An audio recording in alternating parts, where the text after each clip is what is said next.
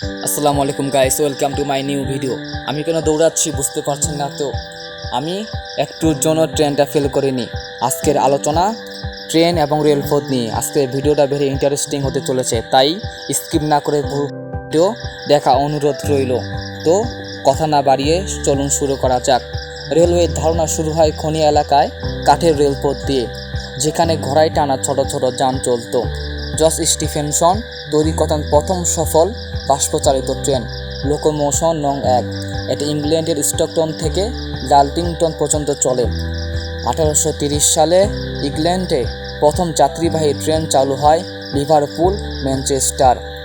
এরপর Europe, America ও এশিয়ার rail দ্রুত বিস্তার লাভ করে।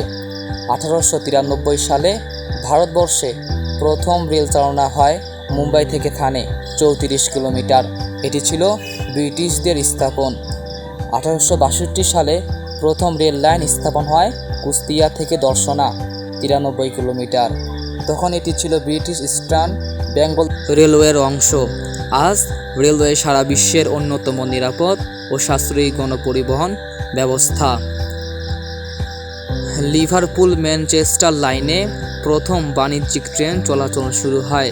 এর মাধ্যমে ট্রেন গণপরিবহনে রূপ পায়। ইউরোপ ও আমেরিকায় বৈদ্যুতিক ট্রেন চালু হয়। পরে ডিজেল ইঞ্জিন চালিত ট্রেন জনপ্রিয় হয়।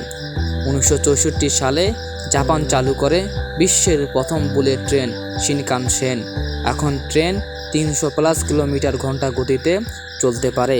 আজকের আধুনিক ট্রেন প্রযুক্তিতে চলে ম্যাগলেভ চৌম্বকীয় স্বয়ংক্রিয় যন্ত্র, নিয়ন্ত্রণ যন্ত্র এবং পরিবেশ বান্ধব শক্তি দিয়ে। তো এখানে বিদায় নিতেছি, ধন্যবাদ সবাইকে।